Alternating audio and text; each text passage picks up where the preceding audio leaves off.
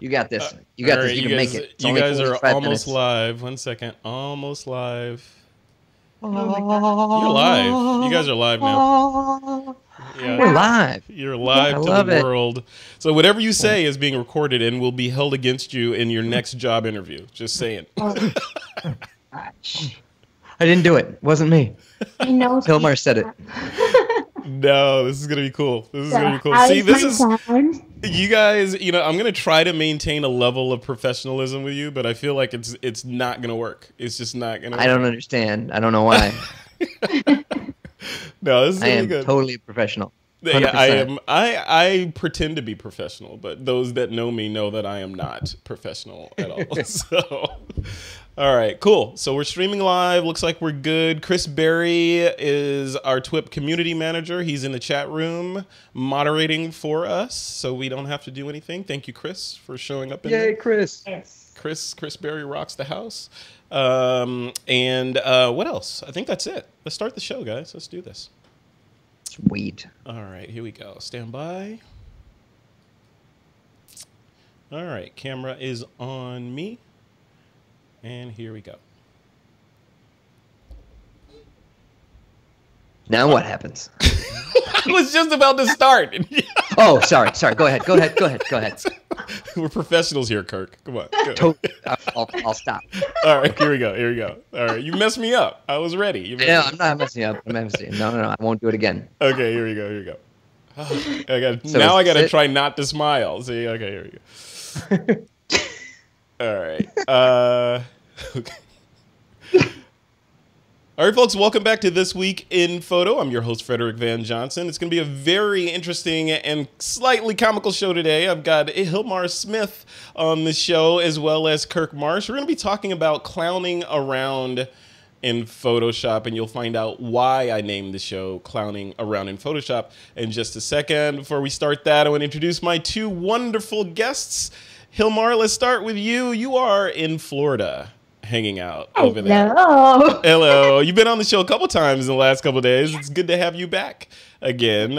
For the folks that may not have seen you on This Week in Photo, tell us a little bit about Gilmar and what's going on in your world and why you love Photoshop so much.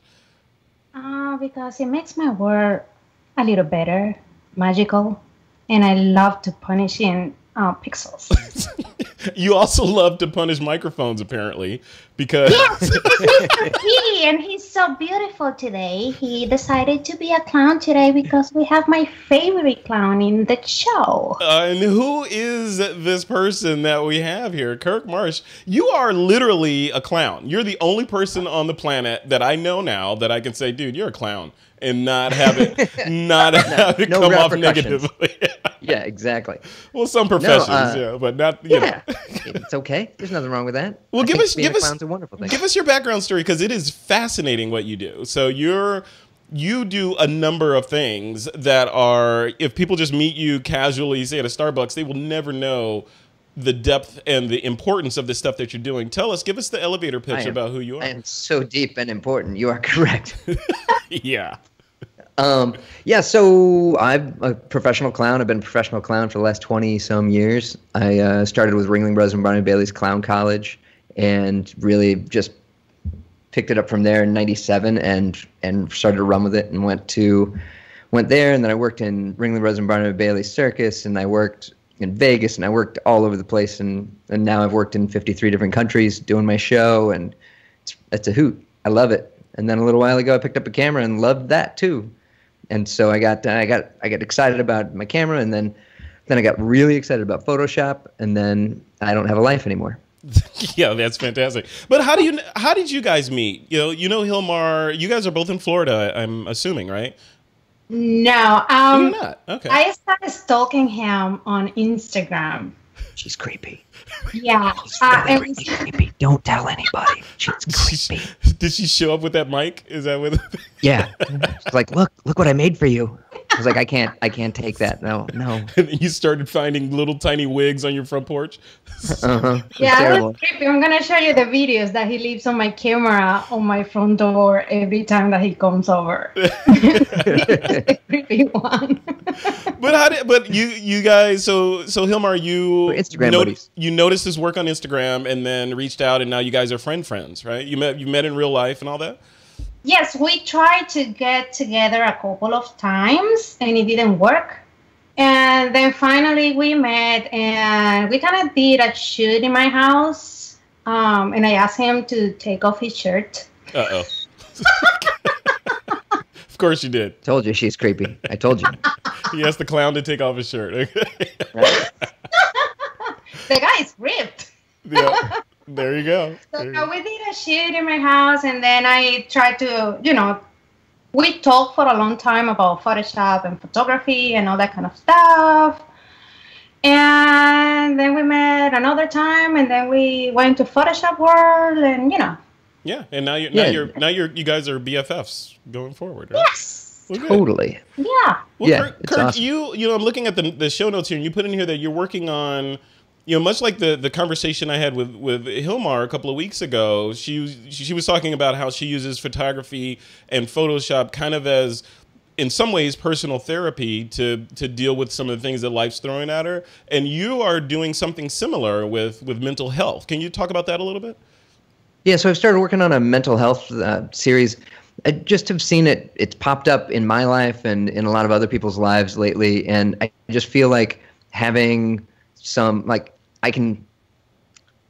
right now I'm not doing well with words, and I don't generally do well with words. You do better with pixels. So that's why I do with pixels. Exactly. Yeah. So therefore, I decided to start doing some photographs of mental health issues and the way that I see them and things like that, and just a lot of news articles on NPR and things like that I've been listening to lately have been talking about like the lonely American man, the depression, just so many bipolar issues, things like that, and it's just been interesting to me to see all of those issues coming to the forefront and actually being talked about now. Yeah. Because for the last, I don't know, billion years or whatever, we just haven't talked about that stuff. We've kept it all buried, and I come from the Midwest where you don't talk about your feelings at all. You just show up, you do your thing, you go home, you drink a bunch or whatever, Yeah. And so for that, I just wanted to kind of get a little bit more awareness out there about it, as well as just work some of that stuff out for me too. Yeah. So yeah, like Gilmar, and just the idea of using these creative tools as an outlet for other parts of your life. Gilmar, I want to recap a little bit about what you were talking about in our interview and your process. So take us through that, because I want to take the conversation in that direction of the process from sort of soup to nuts and concepting one of these composites that you put together. And then Kirk, I'm going to ask you these same questions. Where do the ideas come from for creating one of these sort of fantastical works that you put together, many of which include yourself, and some of them have your kids in there? Like, where do the ideas come from? They come when I'm taking a shower most of the time. I told you that. Or when you're in a situation where you can, take notes. It really comes out of anywhere, just a song or anything. What I do is just I try to write down my idea, and then I try to sketch it. Because I've learned that if you have an idea and I don't see it in paper, then it's really hard to me to put it together in Photoshop. Yeah. So, and even when I'm working with my kids, if we sketch it together and then I show my son, like, this is what you're going to be doing and this is what I'm going to be doing. And then at the time of shooting the picture, we already know what we're going to do, how the light is gonna go, and it's a lot easier that way. Do you have a sketchbook of like, okay, these are the next 32 composites that I need to put together, or are you just doing it like last week you had an idea and now you're going to execute it this week? No, I have a little book full of sketches. I'm a horrible sketcher, but it kind of is just a bunch of stick figures and Probably I'm the only one who can figure out what it is, but. And are there any words associated with it? Like, you know, because a lot of your work, Yes. and we'll have some of your work in the gallery and the blog post, but do you have, like, you know, keywords in there of the emotion Color, that you're trying to convey? Everything. I write down like what color I want the clothes to be, and you know what everybody's gonna. Just little notes about everything. Yeah. Yes. Yeah. And Kirk, what about you? What's your process from beginning to end? I was looking through a lot of your work there, and it's hard to go through and find a not good one because it's all. Oh, thank you so much. Yeah, it's all fantastic. It's like, wow, okay, you know. But I'm thinking, like, from an artist standpoint, where's the bean or the nugget of idea come from that ultimately ends up with a guy sitting on a tightrope? You know, where does that come from? Right. Well, a lot of the work that I do is self-portraits, and then I do a lot of client work as well. And so, like the one with the guy sitting on the tightrope or the slack rope, Yep. he's he was working. I was working with him. He's a slack rope artist. He's fantastic, amazing performer. He's based out of Las Vegas. He's awesome. Evgeny Vasilenko, incredible. Check out his stuff. He's cool. Nice. And he so we were doing a shoot with him because he's just an interesting cat, and so I just wanted to see what he was like in front of the camera and everything, because he's got a lot of really great energy when he was performing. And so we sat down and we started doing some regular shots, and I was like, what if this was a clothesline? And he's like, oh my gosh, I wanted to do an act where that was a clothesline. Oh yeah, let's do that. Yeah. And so it's set up, and it was set up in a theater. It's not set up in a yard with 2 lampposts bent in or anything like that, you know? Yeah. And so I was like, okay, well, we'll just string some of your clothes up there. So the shot is done with him with the clothes hanging on the wire, and then a black background. Basically, it was a theater seats in the background, Yeah. and took all that out. But then we were in a casino, and a lot of times I don't have a whole lot of stuff that's there. Like, I can't plan out the shoot and bring a whole bunch of stuff because I'm traveling all the time. Yeah. And so since I'm traveling, I just don't have any junk to any props to put in unless I go to the thrift store and go buy something and return it after or give it to somebody or whatever. So we've started walking around the casino and trying to find different things that he could be doing while he was on the slack rope. So we found a coffee cup and a spoon. I was like, well, this is perfect. Let's just put that in. Like, it was dirty and nasty, and we're like, just don't want to even know what was in it. You could almost see the disgusting. organisms crawling on it. Exactly. And so we found that stuff, and that's, I love doing kind of found art type of Photoshop like that. I love kind of Photoshop improv like that. Yeah. It's really fun for me. But then there's a lot of ideas that I did with the self-portrait, where that project, I think I was in 12 different countries during the year. I did 365, so I had to be done by the end of each day. I was in 12 different countries, 35 different cities. I was on like 4 or 5 different cruise ships performing throughout the year. Like, it was crazy. So for me, it's always just what's around right then. And sometimes I would go back to one of the spots that I saw like 2 weeks ago on the ship or something like that when I was working on the cruise ship, and I was like, oh, that was going to be really cool. That's going to be a really cool spot. I want to go back to that spot, and then I would plan something for that. Yeah. And a lot of times I try to sketch things out. I'm kind of bad about it. A lot of times the images lock in my head really well. Like, I can keep a ton of different images and concepts in my head really well, and as long as I write down the concept, I can keep them pretty straight. Like Gilmar and I were talking about a little while ago, though, it's really helpful for the model to see what is going on in the picture. Right. And they can't see in there for some reason. I don't know why. Yeah. You know, they can see in my head. My head's completely transparent. There's two directions I want to take this conversation in, and one of them is I want to draw the line between sort of creating in post-production versus capturing in camera, and where you guys fall on that. Obviously, post-production is a huge part of what you do. And then the other part of it is storytelling, and how important is the idea of storytelling to you in your work? In other words, can you just say, you know what, I was just watching the episode of, Game of Thrones, and I had this idea, so I'm going to put something that looks cool together?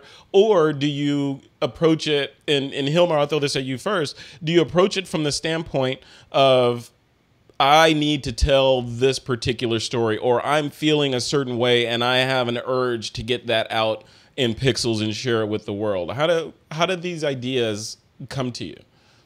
It goes different in different ways for me. Like if I'm doing something about myself, about how I feel or whatever, I just sit there and let it go. But if I'm working with my little girl, is completely different because I cannot tell her what to do. I mean, she's 3. Mm-hmm. So what I do is, or with other kid that is, that young, is just I let her do, like I put an outfit on her and I let her do whatever she wants to do.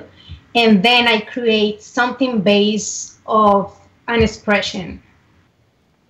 If I get like a cool shot that I like what she's doing, then I try to tell a story based on her expression. Yeah. But or I can just sketch something, an idea or whatever, and then make it happen on Photoshop. So it starts I'm hearing everything starts with a sketch. As you guys are moving throughout your daily lives, I know some photographers that sort of live on the post-processing side versus the I got to get it in camera side. They look at the world, the post-processing people sort of look at the world as clip art. You're going through your daily life, you're like, wow, that's a cool lamppost. Let me get that, and knowing that you're going to use it later. Is that what you do? All the time. Yeah, all the time. Really? So you just randomly? Yeah, or like if you see, like clouds get me. So if I see, wow, look at that cloud pattern. So you'll want to grab that and use it. Is that how you? Yeah, I grab skies. I grab like cool ground with like puddles on it and stuff like that. That's always really awesome. Pretty much anything. Textures that I'll like. I worked down in the Caribbean for a long time, and there's just so many textures down there. It was amazing. So I'd just grab texture, and then you can use those as a wall, or you can use those as whatever else you want in there. Yeah. I try to. I don't know if it's switched to me. Are you still on Gilmar? No, we're on. Okay. We're on you. Yeah. Right. Yeah, you can't see me switching cameras, man. I'm controlling the back. Man. I'm controlling this. All you see and hear are controlled by me. Frederick Van Johnson runs the world. Exactly. Do not attempt to adjust your dial. Got to stay on your good side. I love putting all those together, but I really do love, like, Gilmar does a lot more of the building entire worlds than I do. Yeah. She shoots on gray seamless all the time. I love shooting in the style where you're in your background and love finding a location that's really cool and then lighting it the way I want to light it. Yeah. Because I love lighting. So, yeah, and I love just trying to figure out the way that it can look kind of natural but a little bit surreal. Mm-hmm. So you've got a bunch of different things that are like kind of funky going on. Yeah, I think my camera's acting crazy, but we're still good. We're still good. We lost him. I'm still here. All right. Okay, so I want to talk about process a little bit from the standpoint of once you have all these assets accumulated in the computer, you got a folder. Or actually, let's back up from that, Gilmar. So you have your idea and you're done with, let's call it principal photography. That's done. Now what? Like, you sit at your computer. How does it go from a folder full of data to something that you are excited to share on Facebook and Instagram? Oh, well, it takes a long time.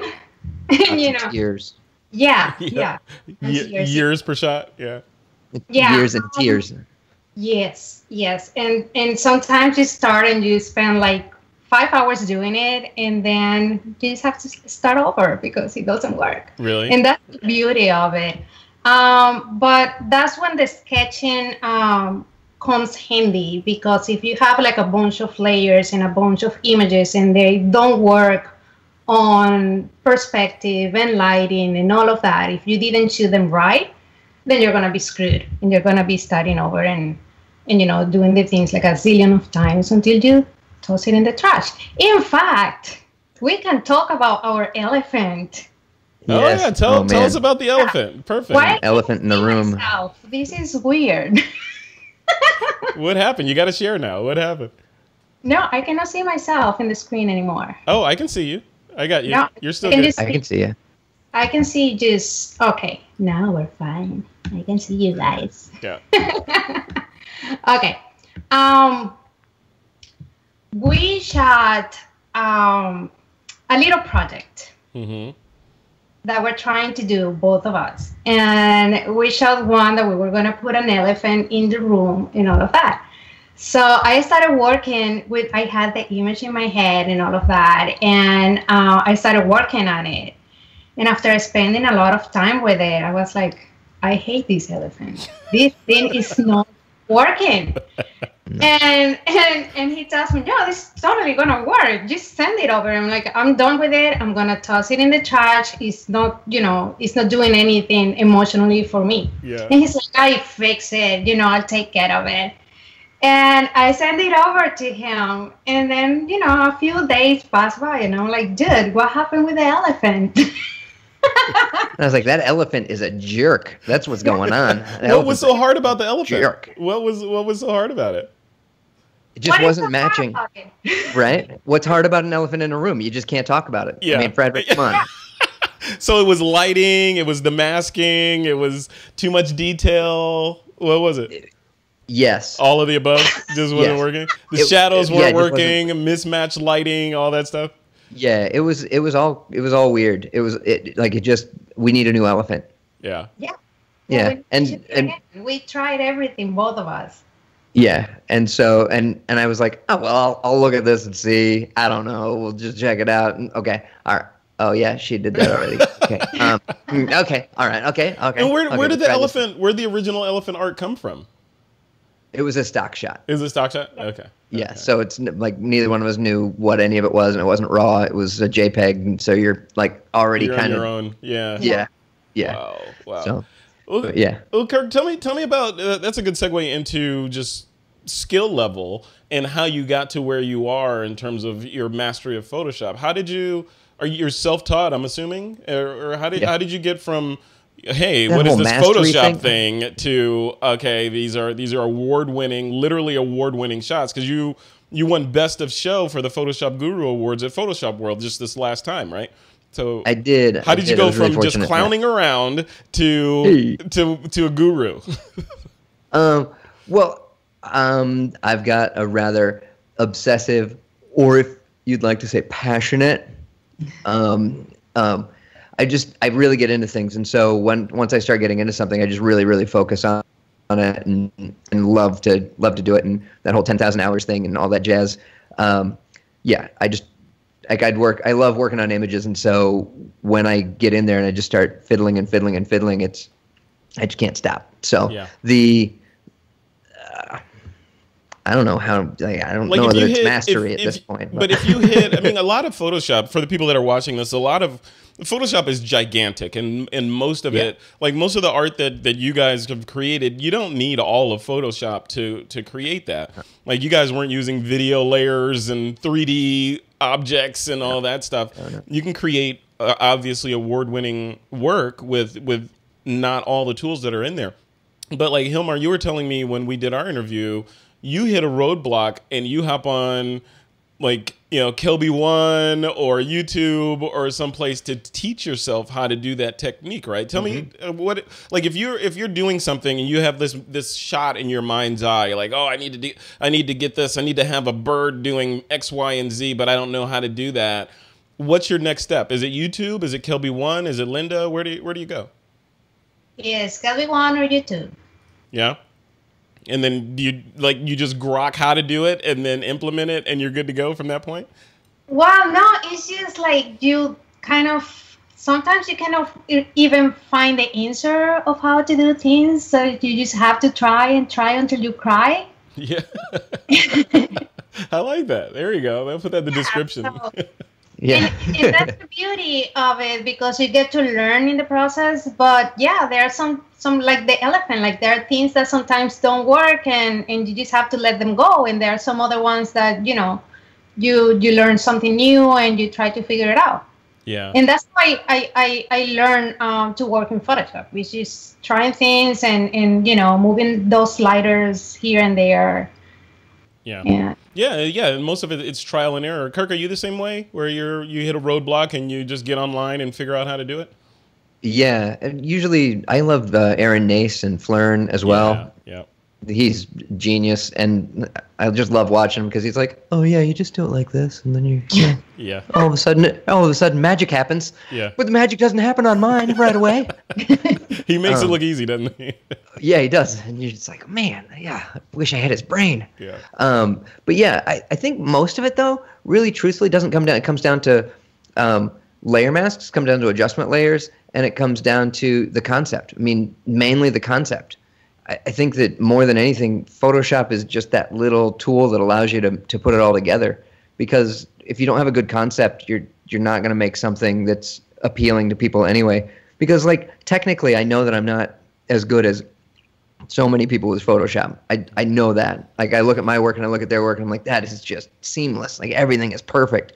But I love the concepts that I come up with, and I guess the Photoshop world did as well. So, like, those. So I think that that's the most important thing. If anybody's trying to think about doing stuff like this, then try and figure out the simplest way to do it. Because, like I said, I try to get as much stuff in camera or shoot it on location as I can, because otherwise I'm not really great at perspective. I've never taken art classes or anything like that. So I'm like, I don't know. Like, does that look better than that? I don't know. Maybe that does. I don't know. Put in a donkey instead of a bear. I don't know.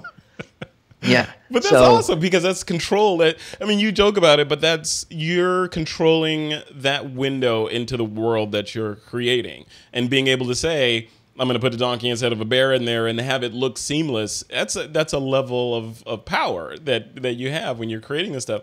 And I would argue, there's 2 points I would argue. Like, you guys, both of you were saying that you start with, you know, the concept from a sketchbook and then you execute it. I think where a lot of people, at least some of the people that I've spoken to, where they get hung up on is they're like, hey, I saw this great art that Gilmar created, and they go sit in Photoshop like, okay, I'm going to create that in front of a blank 1-layer screen, and, you know, then they get frustrated because they can't do it. Gilmar, what would you tell people that are trying to be and create work along the lines of your composite work? What if they want to? They're newer to this. Maybe they know their way around Photoshop a fair amount, but they want to get to the level of compositing artist, so they can say I'm a compositing artist. Where should they point themselves in order to get good?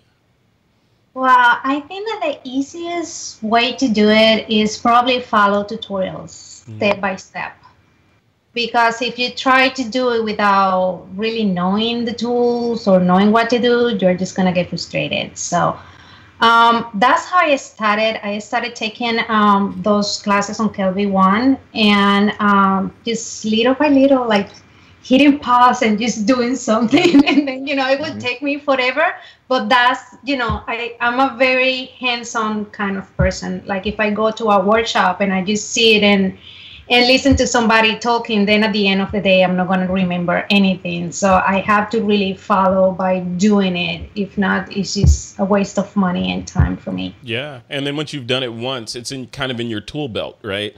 And you can, like, okay, now, hey, I remember I want to put a flower right there. Now I did that 3 shots ago, and you remember how to do it and bring it in. Yeah. That's interesting. Well, where do you guys fall on, and I kind of foreshadowed this a little bit in the beginning, the idea, there's the photographer set of, you know how photographers like to self-categorize themselves, right?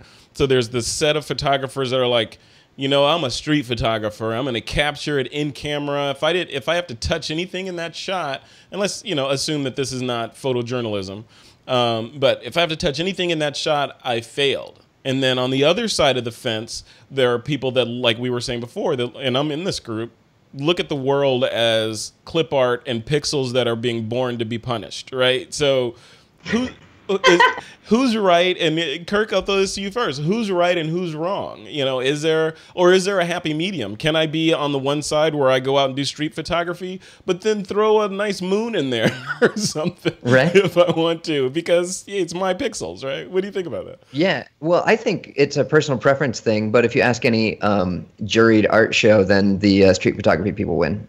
Yeah.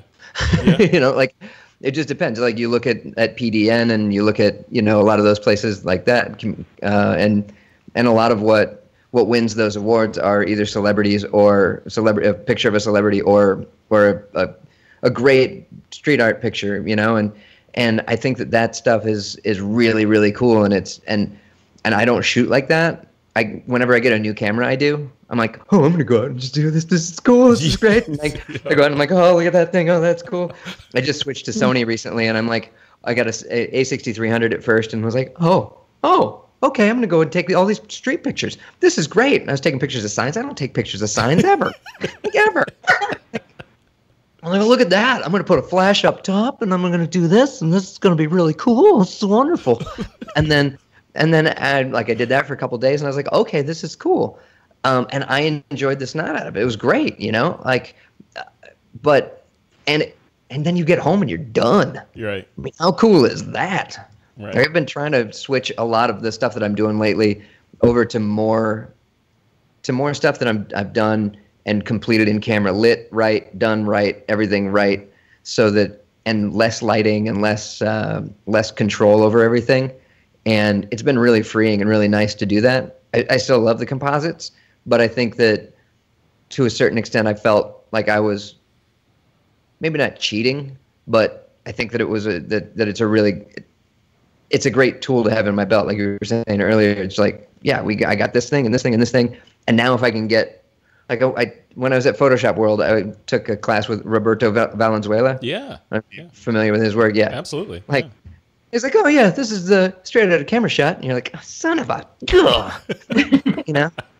It's like, no, just use these settings. It's fine. Just find the right light. Ugh. Yeah. And I make the right light. But yeah, I think that finding and building that skill set for me is a real challenge right now, and I'm really enjoying that. So yeah. So that's what. But I don't think there's any right or wrong. And Gilmar, what do you think? Right or wrong? It must be captured correctly in camera, and you can't touch the pixels versus the crowd that you're in of, no holds barred. Like, who's right, and is there a happy medium in there? I cannot tell you who's right or wrong. Yes, I'm putting you on the spot. Ask Mr. P. Maybe he knows the answer. Art is so personal, and I think that everybody can do whatever they want to do with their art. I mean, in my case, I do what I do because I don't have a lot of time to go to places like Kirk. He travels a lot. I'm always at home working, and I have my kids, and I have a lot of things to do. So I create these little words with pixels because I want to make a happy world for my kids and for myself. And that's what is important for me, and that's what I like, and that's what's my style. But, for some other people, they just want to walk around, the street and take street pictures, and that's what make them happy. Yeah, but in that the whole thing was a loaded question. Obviously, there's no one right answer to, you should do this or you shouldn't do that. You should move pixels. You should move pixels. It depends on you and what the final usage for the art is. And we've talked on This Week in Photo a fair amount about how when is it okay to move pixels in an image, and the consensus, I think I can speak for the people that we're talking about, and it is if you're representing a photojournalistic situation where you're telling a story that is meant to convey reality to the masses, don't touch anything in the shot, right? Yeah. This is reality as it was captured by your camera, good or bad, out of focus, in focus, tree coming out of somebody's head or whatever. You got to leave it there because you're journaling the event.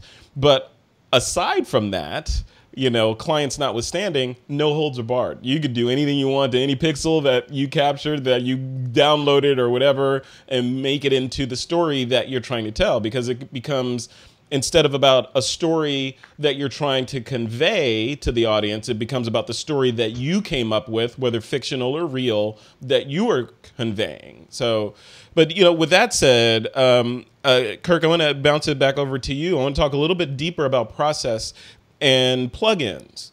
So we've been talking about Photoshop. Obviously, Photoshop is the anchor tool that we're talking about on this particular show.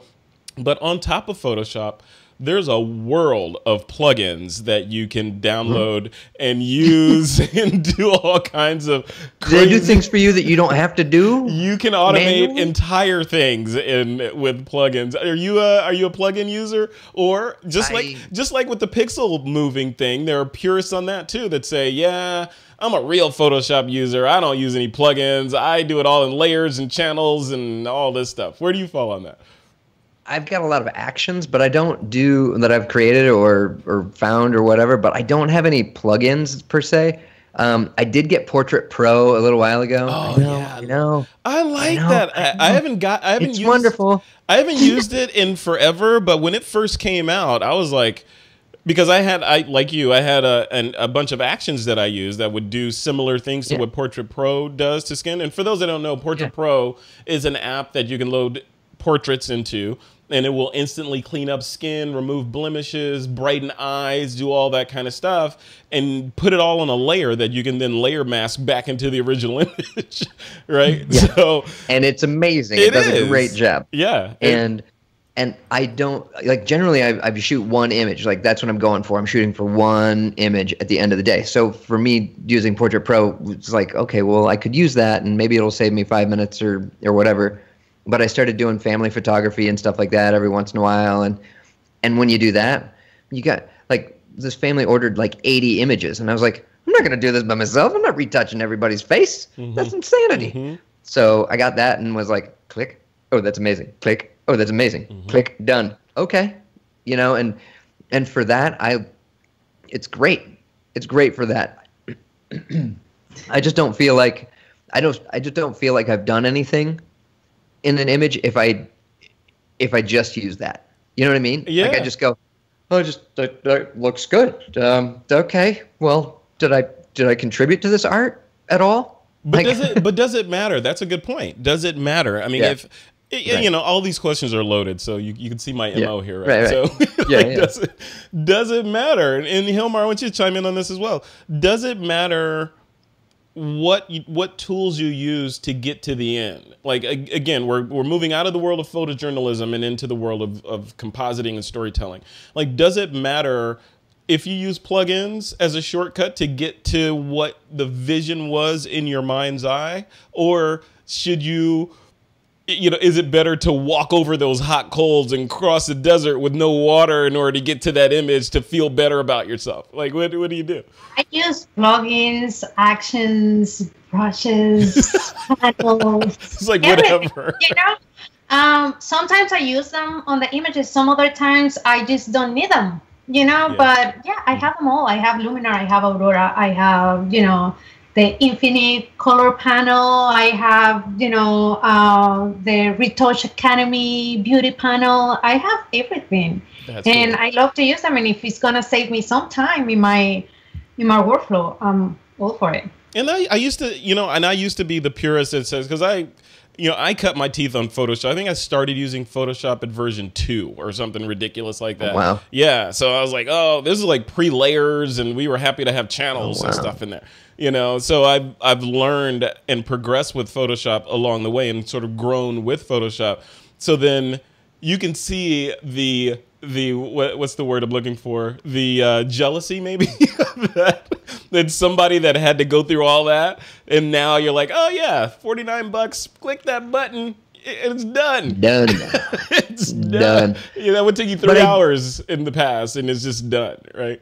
Yeah. The cool thing about Portrait Pro is that it's quick. The bad thing that people look like, you have to really dial it back, in my opinion, before people look real again. Yeah. Like, it's easy to make plastic people, right? Yeah. Right. And so I think that some plugins just, like, it's really easy to take anything, like, in any of the plugins, not trying to pick out on one, but like just any of them, that it just takes it too far. So I think that's something you just have to pay attention to and be really wary of. Yeah. My opinion. So is your main sort of, your mostly obviously Photoshop when you're doing compositing work or whatever, and then Portrait Pro and any other apps that you cling to? Like, you know, Gilmar was saying she uses everything. She don't care. She uses everything. Yeah, right. So. I wish I did. No, I love Photoshop, and I try, and like I said, I try to get everything done so that it's, and since I don't have those plugins, I don't know what they can do. So I don't go just looking around for things that are going to save me hours of my life, which is probably a bad idea. I should probably save hours of my life. Yeah, well, you'll spend those hours of your life trying to find the plugin to save you hours. Right. So, Exactly, the universe is funny that way. It balances. Right? Yeah. So, no, that's cool. So, I want to wrap this up, or this segment up with sharing and a discussion about, and I'll put a finer point on it. Who are you creating for? And Kirk, we'll start with you. When you create these works, and this is an offshoot from a show that we did on This Week in Photo a couple of weeks ago. When you create these amazing works, who do you have in mind that is going to be looking at this? Is it friends and family? Is it to get thumbs up and likes in social media? Is it for some sort of catharsis for your own internal demons or whatever? Or is it I'm gonna make a gallery show later? And this is just another brick in the wall for my gallery show. Who is the work for that you create? I think for me, it's to make. I am a really harsh critic of my own work. So for me, if I like it at the end, then it is it's great for me.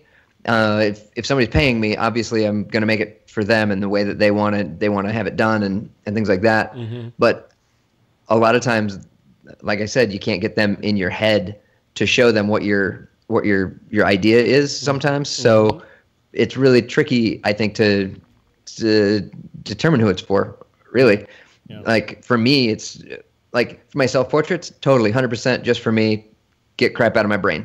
Yeah. Like it's I need to just create something that day or because it's bothering me or something like that, and I just need something like that. But then, I had a client that was like, I'm going to do body painting for 8.5 hours and going to get my hair done all crazy, and then I built a composite and she was like, meh. I was like, okay, well, obviously we have to change that because I think it's cool. You're like, look at not this. To you. Yeah. I mean, look at that. I mean, like, you're in a forest now. You're part of a tree. Like, that's like, how do you, what? You're not impressed with that? You don't, okay, all right. And then in the end, she was like, I really love these pictures of me, like, on the seamless. I'm like, yeah. I just wasted like 3 weeks of my life trying to like be the best thing for you. That's awesome. So, you were trying to surprise and delight, and she was like, I'm surprised but not delighted. Yeah, exactly. Yeah. Oh, and man. So those ended up like just being like for me, and then I gave her the other images for for what it was. But I think that you just create just to make everything more art in the world, I think. Yeah. Yeah, and that's the artist's way, right? I mean, that's the bullet in the loaded question, right? I mean, artists, and everything is in a cloud of what if, right? But artists create because they're artists, and they are compelled to create. They can't not create. If they were, whether paid or not paid, that's where the whole starving artist thing comes from. You're gonna create. You have to. It is a biological imperative that you create. Yeah.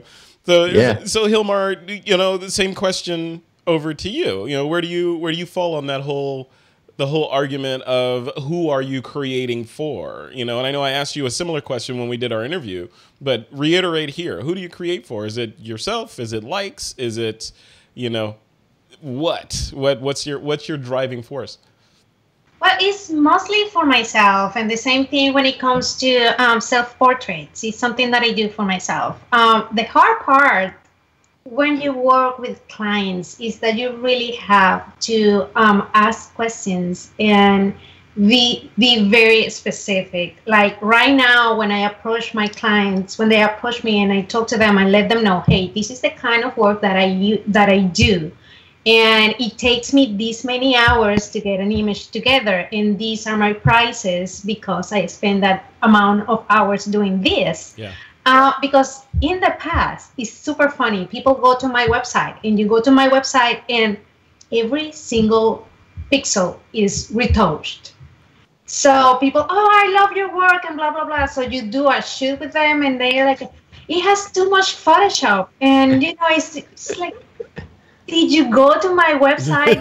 Did you work? I mean, so if somebody's gonna hire me, and that's why it's important to have a personal style, is to let people know this is what you create, and this is what we can do and together, and this is what I'm gonna do for you.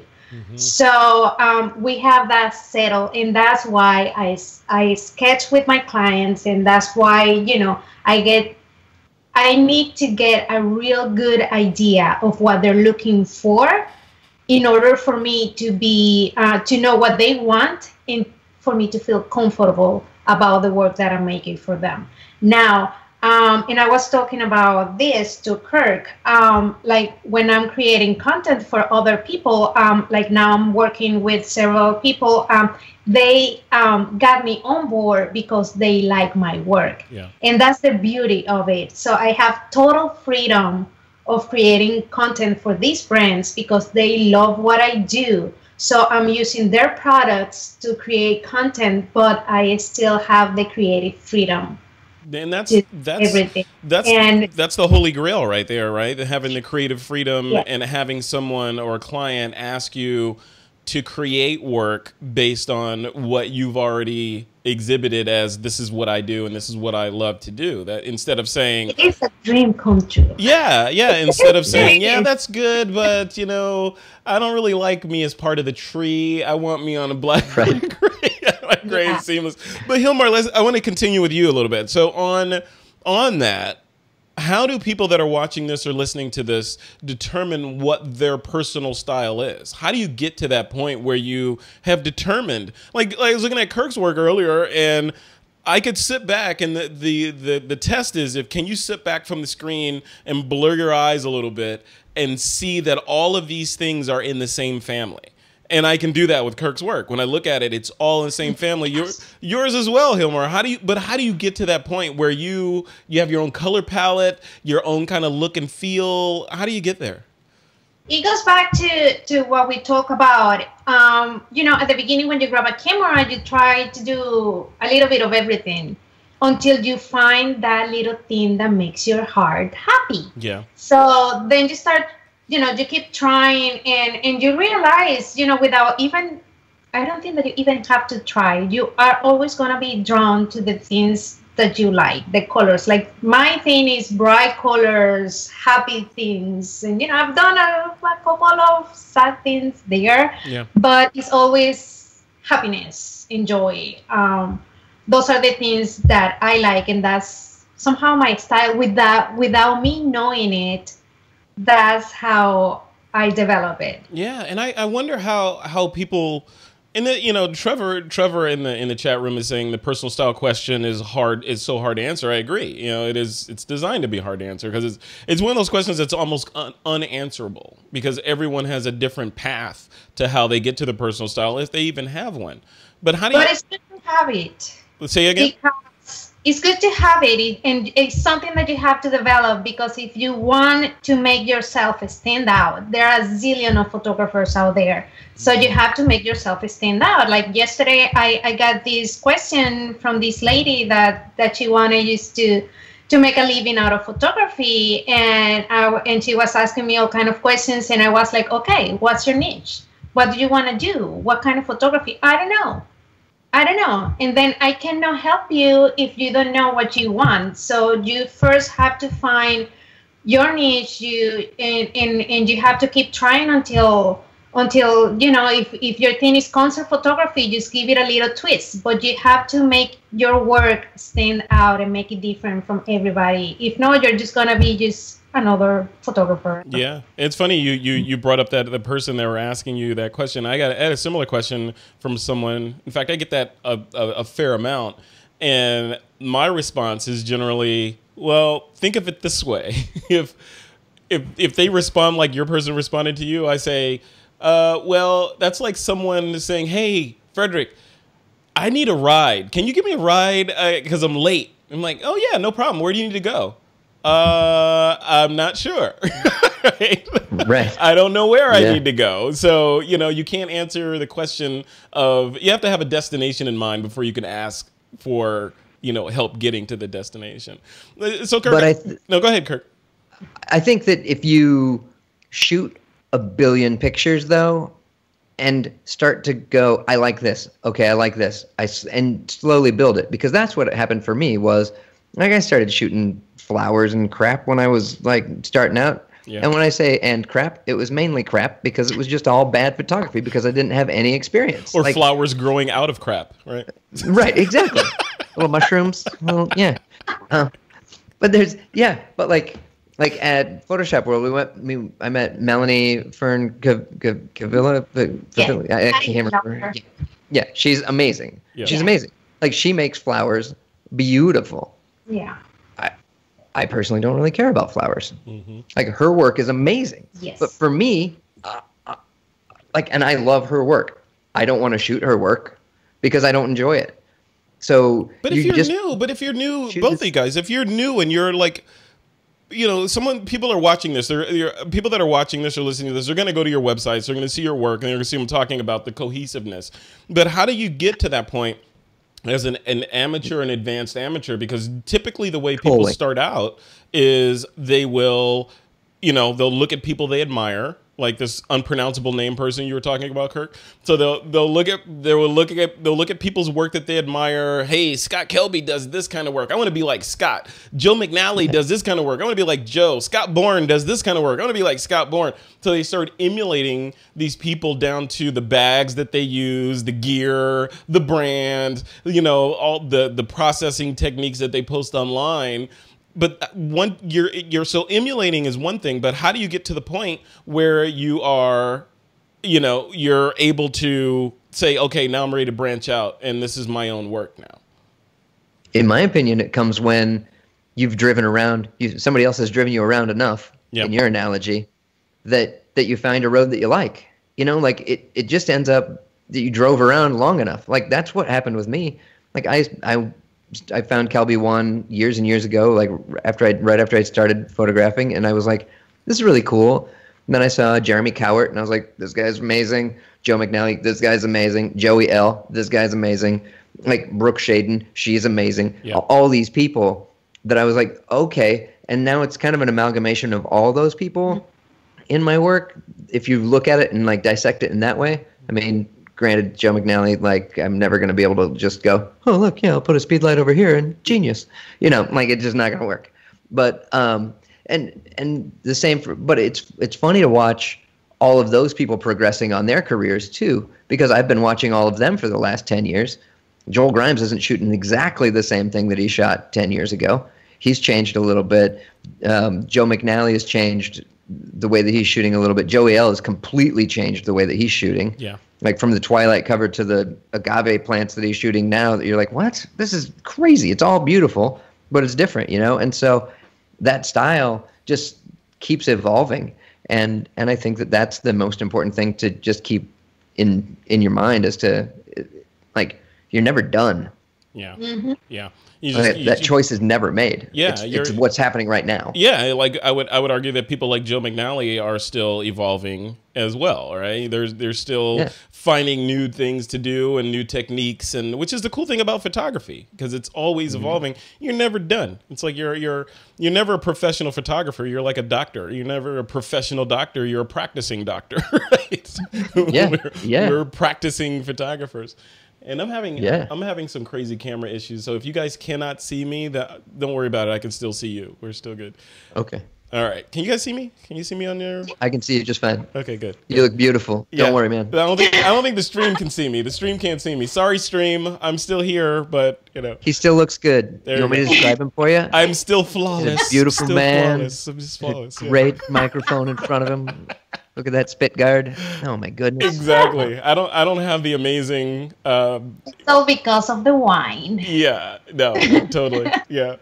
Well, cool, guys. Let's wrap this up. I want to remind the audience that, and the folks that are in the chat room, that you can jump in on this conversation.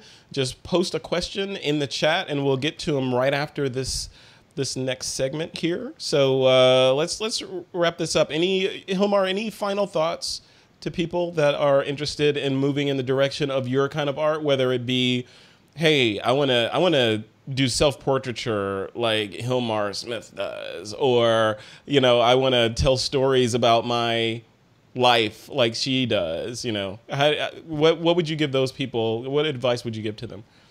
You sit in front of the camera and keep doing it every day. Just start 365 project, and at the end you will see all the progress that you will make. Or you'll just hate photography. Because those projects are hard. Yeah, you'll either love photography and be better, or you'll be like, you know what, stamp collecting, that's next. That's where it's at. Stamp collecting is where it's at. I love it. Well, cool. All right, and Kirk, what about you? Any final parting thoughts for the audience? Yeah, just do what you love. Just go out there and have fun with it and really enjoy it, because photography's art. Don't let it get you all twisted up in a bundle there, you know. Just go out there and play. That's what I think. Love it. Perfect. All right, let's move on to the next segment. This next segment we call the Picks of the Week. This is a segment where you guys get to recommend something to the TWiP audience. It could be anything related to photography, as long as it is related somehow to photography. It could be a technique, could be some software, could be, you know, hey, get out of this business because there's no money in it. Whatever you want to say.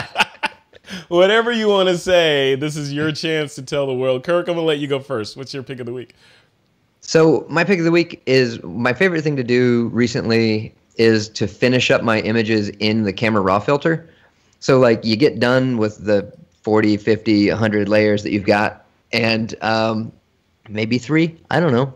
That doesn't seem like a picture to me. But then you take and you smash them all down, Control, Option, Shift, Option, Command E or whatever on your Mac, get it all merged down into one layer at the top. I leave all my layers and then just put that one at the top, and then use the camera raw filter from the filter gallery. Mm-hmm. And you can just touch up everything just a little bit in there and switch the colors of the whole image and make sure everything's just right. And I really love doing that. I've been doing that for the last year or so, and it's really been nice. So that's my suggestion. I love it. Perfect first pick of the week on This Week in Photo. And Kirk, are you using any other, like Gilmar mentioned, like Aurora and, you know, those sorts of applications? Are you using any of those tools? No, it's all Photoshop and Camera Raw. Love it. Photoshop, Camera Raw. All right, Gilmar, what about you? What is your pick of the week? Well, I got my hands on the Infinite Color Panel from Pratik Naik. I hope that I'm not murdering his name. Pratik Naik. Yeah. I like that. He sent it to me before it was available for everybody. And gosh, that thing is magical to color grade images. It's magical and it's addictive because it's just like a little button that you press and you just change the colors, the tones of your image, and it's fantastic. Really? I love it. Really? So is it a plug-in for Photoshop? It's a panel. It's just like an action. Oh, it's a panel. Okay. Yes. Got it. Well, obviously, infinite color panel. There we go. Infinite. Very cool. All right. I'm gonna get that. And Kirk, you were saying the camera raw filter for finishing touches, and the infinite color panel by Pratik Naik. Love it. Cool. All right, thanks for those 2 picks. You guys are fantastic. I'm going to move into the Q&A now. It is time to get your questions from the chat room. The first one is from Ruth Happel. And Ruth says, since Lightroom is starting to approach Photoshop in functionality for some edits, what would you suggest is best done in Lightroom, and what is best done in Photoshop? I'm going to step away from this question because Lightroom and I do not get along. Oh, interesting. All right. All right. Gilmar, you're on the hot seat. I do use Lightroom. I start all of my images like I start them all in Lightroom and do like a little bit of sharpening and a little bit of adjusting here and there. And then I do the rest in Photoshop. So I use Lightroom to organize my pictures too. But I'm not like a Lightroom wizard. Really? Okay. So both of them. So that's interesting because Kirk, you were saying your camera raw. In a lot of ways, Lightroom is in some ways camera raw with a digital asset management sort of bolt on to it. So But it doesn't work the same. It doesn't work the same. Why are you adverse, Kirk? Why are you adverse to using Lightroom? It's a rougher. I can't explain it, but to me, it looks rougher. The adjustments look more rough. Is that what the on rough means? Yes, exactly. Rougher, more rough. Yes, I think so. Yeah. But to me, and maybe it's because I haven't used Lightroom for years now, because I felt that way.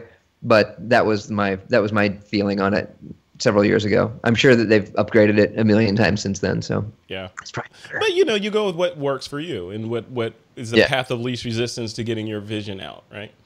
Mm-hmm. So yeah, but I think Lightroom's great for global adjustments and things like that. I just can't understand that little thing that you like. It's selective layer. But yeah, it doesn't make sense to me. I love it. I'm sure it's great. Hey, it looks like somebody needs to take a Kelby 1 class on Lightroom and just dive into it. I suppose. All right, Trevor Pinocchi has a question, and he says, what do your guests say to the people who still insist photography isn't art? And then when you Photoshop it, it's not photography. What did I say? Yeah. Whatever. Trevor's just stirring the pot there. That's what he's doing right there. Yeah, he is. Yeah. I mean, but it's very true though. It's hard. Yeah, it's very true though. A lot of people don't see Photoshop digital art as real photography, and I've run into a couple of times when I've gone to galleries to try and pitch them on my work, and they're like, we just do photography. Mm-hmm. It's all photos. I took every picture is like 800 pictures in there. Yeah. Like, what are you talking about? Yeah. It's more photography than this guy does. He only took one picture. You get more for your buck with mine. It's like 12 photos in one right there. Yeah. I mean, come on. So, Gilmar, what about you? What do you say to people that insist photography isn't art, and if you Photoshop it, it's not even photography? If you know me, I don't get in that kind of conversations. You just walk away? You throw up the hand and walk away? Whatever. Good. I love it. Well, cool. Perfect. The last question is from Christopher Berry. He says, what's the one image that marks the point in time that you identified your style, or the elements of that image that you want to keep present throughout your work, and describe the image? Like, is there one image where, like, Gilmar, I'll start with you. Is there one image where you're like, this is a Gilmar Smith production? It's my hamburger hat self-portrait. Do you remember my hamburger hat picture? Yeah. It was. Yeah, that was your moment? Yeah, it was like, and I made that hat. And it was just like something fun that I made, and everybody liked it, and it was my thing. And I think that after that is when my style changed. Nice. Somehow. Nice. It's nice that you can track it back to a hamburger. That's very cool. I like it. Kirk, what about you, man? And so is there a point in time in your body of work where you were like, you know what, this is Kirk stuff right here, and anything going forward is going to have these ingredients at least? Kind of. I didn't start doing composites really until 2014. And so there was an image that I did like December of 2013 that was a boat with me sitting in it. And then there's all these hats flying up that are kind of like the sails. And I was like, wow, that's really cool. I mean, that's really fun. And that's really like, it's whimsical, and it's fun, and it's moody, and it's dark, and there's kind of a story going on here. And that's when I think that it really, like, if I had to trace it back to one, that would be it. Yeah, love it. Yeah. Love it. See, that's good. It's good. That's a great question, Chris. Thanks for putting that in there, because that is the, how do you know? I mean, it's interesting that both of you know. I would argue that a lot of photographers don't know. They'll just like, I don't know. It was just kind of like, it's like boiling frogs in a pot. They don't know when they're about to die. It just happens. Right? It just happens. Now I have a style. It just happened over time. Well, this is great, guys. This has been a fantastic conversation. We're at the top of the hour, and time to put the landing gear down on this show. So folks that are obviously going to want to go check both of you guys out. Gilmar people want to go check out your work, they want to follow you on social media, they want to see that hamburger hat, where should they go? To Instagram. I'm mainly on Instagram as Gilmar Smith, and we're gonna do this again. Gilmar Smith. And I've been doing so good. Gilmar Photography. Gilmar Photography.com. Not Gilmar. Not Gilmar. I've been doing so good until you did that. I've been doing so good not saying Gilmar. It is Gilmar with a G. Gilmar Smith. And Gilmar Photography with a G.com, right? Or Instagram. Just find you on Instagram, right? And I'll link to all your stuff in the description for the YouTube video, as well as the blog post for this episode. All right. And Kirk, what about you? If people want to find you, follow you, get on the cruises that you're on, harass you, see you in your clown superhero outfit, where should they go? Right. KirkMarshPhotography.com or Kirk Marsh Photography on the Instagram. And yeah, those are the best places for me. That's cool. All right, before I let you guys go, before we sign off the show, Kirk, since I have you on the show, and in preparation for this episode, obviously looking at your work and all that stuff and getting familiar with who you are, I watched a movie to kind of get me in the mood for this show, and it's a movie that Stephen King created. I can feel it coming now. I can feel it coming now. And there was Just perpetuate the myth, man. There was perpetuate the myth. There was a star in there, and in the star, the character's name was Pennywise. So I'm wondering, how has that show or that movie affected your career as a clown? Like, when you're in a clown outfit, do people just run, or are they give me a balloon because they float? If you've done your research, though, I don't wear makeup. Yes, you don't. Yeah, so, you're not a clown face yet. Yeah, because one, it's terrifying. Yeah. And two, like, my kids are just freaked out by it because it was like that big makeup like that was built for arenas.